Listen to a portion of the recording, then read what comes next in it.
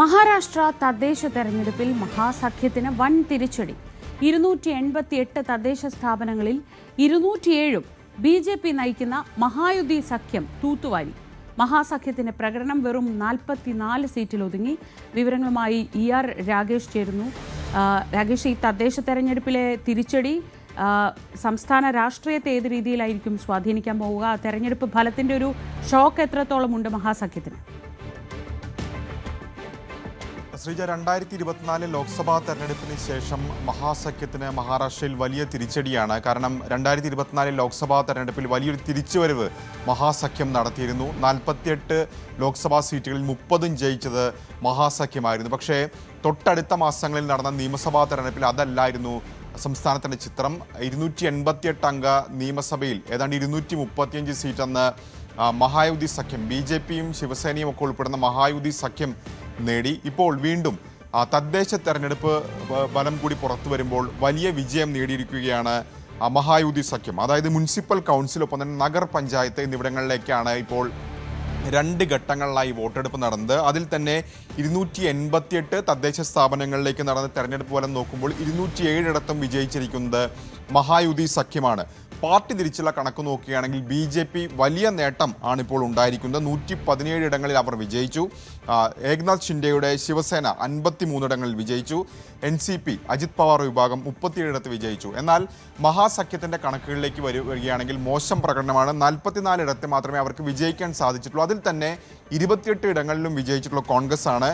Sarath പവാറിന് NCP 7 ഇടങ്ങളിൽ ഒതുങ്ങിയപ്പോൾ ഉദ്ധവ് ഠാക്കറെ വിഭാഗത്തിന് 9 ഇടങ്ങൾ മാത്രമാണ് ജയിക്കാൻ സാധിച്ചിട്ടുള്ളത്. തീർച്ചയായും ഇത് മഹാരാഷ്ട്രയിൽ മഹായുതി സഖ്യത്തിന് ആത്മവിശ്വാസം നൽകുന്ന കാര്യമാണെന്ന കാര്യത്തിൽ സംശയമില്ല. കാരണം 25 വർഷത്തിനിടയിലെ ഏറ്റവും വലിയ വിജയം എന്നാണ് ഇപ്പോൾ ദേവേന്ദ്ര ഫഡ്നവിസ് വിശേഷിപ്പിച്ചിരുന്നത്. മാത്രവുമല്ല, അദ്ദേഹം മുഖ്യമന്ത്രിയാണ് ഇപ്പോൾ നിലവിൽ. ഏക്നാഥ് ഷിൻഡെ ഈ മുഖ്യമന്ത്രി കസേരയ്ക്കായി നമുക്കറിയാവുന്നതാണ്, നേരത്തെ പലതരത്തിലുള്ള അവകാശവാദങ്ങൾ ഉന്നയിച്ചതാണ്. അപ്പോൾ ഫഡ്നവിസിന് മുഖ്യമന്ത്രി കസേര അറക്കിട്ടുറപ്പിക്കുന്നത് കൂടിയാണ് ഇപ്പോൾ തെരഞ്ഞെടുപ്പ് ഫലം ഉണ്ടായിരിക്കുന്നത്. കാരണം എല്ലാ മേഖലകളിലും വലിയ മുന്നേറ്റം അവർ നടത്തിയിട്ടുണ്ട്. പ്രത്യേകിച്ച് മുംബൈ നഗരപ്രദേശം എന്ന് പറയുന്നത് ഉദ്ധവ് ഠാക്കറെ വിഭാഗത്തിൻ്റെ ശക്തി കേന്ദ്രങ്ങളാണ്. ആ മേഖലയിലൊക്കെ തന്നെ BJP വലിയ നേട്ടമുണ്ടാക്കി. ഒപ്പം തന്നെ ഏക്നാഥ് ഷിൻഡെ വിഭാഗവും നേട്ടമുണ്ടാക്കി. കാരണം സാധാരണഗതിയിൽ മുംബൈ മുനിസിപ്പൽ കോർപ്പറേഷൻ്റെ ഒക്കെ തന്നെ പരിധി വരുന്ന പ്രദേശങ്ങളൊക്കെ തന്നെ ഠാക്കറെ വിഭാഗത്തിന് വലിയ സ്വാധീനമുള്ളതാണ്. അവിടെയൊക്കെ തന്നെ നേട്ടമുണ്ടാക്കാൻ ഏതായാലും ഷിൻഡെ വിഭാഗത്തിനും സാധിച്ചിട്ടുണ്ട്. ഈ തെരഞ്ഞെടുപ്പ് ഫലം ആത്മവിശ്വാസം നൽകുന്ന മറ്റൊരു കാര്യത്തിൽ കൂടിയാണ്. പ്രത്യേകിച്ച് ബൃഹൻ മുംബൈ മുനിസിപ്പൽ കോർപ്പറേഷൻ തെരഞ്ഞെടുപ്പ് ജനുവരി 15-ാം തീയതി നടക്കാനിരിക്കുകയാണ്. പ്രത്യേകിച്ച് ശിവസേന അവരുടെ ഒരു പ്രസ്റ്റീജിയസ് ഇഷ്യൂ ആയി കണക്കാക്കുന്നതാണ് ഈ പറയുന്ന ബൃഹൻ മുംബൈ മുനിസിപ്പൽ കോർപ്പറേഷൻ തെരഞ്ഞെടുപ്പ്. അതുൾപ്പെടെ 28 ഇടങ്ങളിലാണ് ഇനി ജനുവരി മാസത്തിൽ തെരഞ്ഞെടുപ്പ് നടക്കാനിരിക്കുന്നത്. തീർച്ചയായും ഈ തെരഞ്ഞെടുപ്പ് മഹായുതി സഖ്യത്തിന് വലിയ ആത്മവിശ്വാസം നൽകുമെന്ന കാര്യത്തിൽ സംശയമില്ല. പ്രത്യേകിച്ച് ഇന്ത്യ സഖ്യത്തിൽ അത് കൂടുതൽ പ്രശ്നങ്ങൾക്കും വഴിവെക്കാനുള്ള സാധ്യതയുമുണ്ട്. കാരണം നേരത്തെ തന്നെ കോൺഗ്രസ് ഒറ്റയ്ക്ക് മത്സരിക്കുമെന്ന പ്രഖ്യാപനമൊക്കെ തന്നെ നടത്തിയാണ്. MNSുമായി കൂട്ടുകൂടുമെന്ന് ഉദ്ധവ് ഠാക്കറെയും അത്തരം ചർച്ചകളിലേക്കൊക്കെ തന്നെ ഈ ഘട്ടത്തിൽ കടക്കുകയും ചെയ്തിട്ടുണ്ട്. ഏതായാലും BJPയെ സംബന്ധിച്ച്, മഹായുതി സഖ്യത്തെ സംബന്ധിച്ച് വലിയ ആത്മവിശ്വാസം, പ്രത്യേകിച്ച് അടുത്ത മാസം തെരഞ്ഞെടുപ്പ് നടക്കാനിരിക്കെ വലിയ ആത്മവിശ്വാസമാണ് അവർക്ക് ഈ തെരഞ്ഞെടുപ്പ് ഫലം നൽകുന്നത്. ഈ മഹാസഖ്യത്തിനകത്ത് അഭിപ്രായ വ്യത്യാസം, അവർ കോൺഗ്രസ് ചില മണ്ഡലങ്ങളിൽ മാത്രം ഇറങ്ങുന്നു, NCP അവർക്ക് സ്വാധീനമുള്ള മണ്ഡലങ്ങളിൽ മാത്രം ഇറങ്ങുന്നു. അങ്ങനെ പ്രചരണത്തിൽ തൊട്ടേ ആ കല്ലുകടി ഉണ്ടായിരുന്നു. അതല്ലേ രാഗേഷ് സത്യത്തിൽ ഇപ്പോഴത്തെ ഈ ഇത്രയും വലിയൊരു തിരിച്ചടിയിലേക്ക് വരെ കൊണ്ടെത്തിച്ചിട്ടുള്ളത്?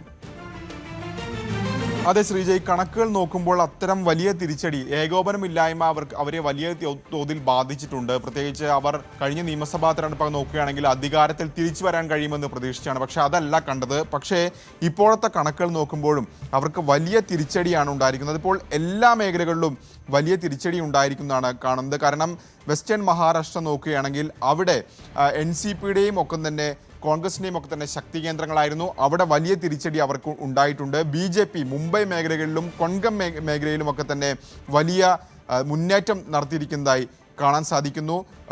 നോർത്തേൺ മഹാരാഷ്ട്ര, അത് പരമ്പരാഗതമായി BJPക്ക് ശക്തിയുണ്ട്. അവിടെയും അവർ വലിയ വിജയം നേടിയിട്ടുണ്ട്. മറാത്വാദ മേഖലയിലേക്ക് പോകുമ്പോഴും അവിടെയും വലിയ മുന്നേറ്റം BJP നടത്തിയിട്ടുണ്ട്. അങ്ങനെ സകല മേഖലകളിലും BJPയും മഹായുതി സഖ്യവും മുന്നേറ്റം നടത്തിയിരിക്കുന്നു. രാഷ്ട്രീയമായി അത് ദേവേന്ദ്ര ഫഡ്നവിസിന്റെ വിജയം കൂടിയാണെന്ന് പറയാതിരിക്കാൻ കഴിയില്ല. കാരണം അദ്ദേഹം കൊണ്ട് തന്നെയാണ് കഴിഞ്ഞ 25 വർഷത്തിനിടയിലെ ഏറ്റവും വലിയ വിജയമാണിപ്പോൾ സംസ്ഥാനത്തെ തദ്ദേശ സ്ഥാപനങ്ങളിലേക്കുള്ള തെരഞ്ഞെടുപ്പിൽ ഉണ്ടായതെന്ന് പറഞ്ഞിരിക്കുന്നു. ഒപ്പം മുഖ്യമന്ത്രി കസേര കൂടി അദ്ദേഹം കൂടുതൽ അരക്കിട്ടുറപ്പിക്കുകയും ചെയ്തിരിക്കുന്നു.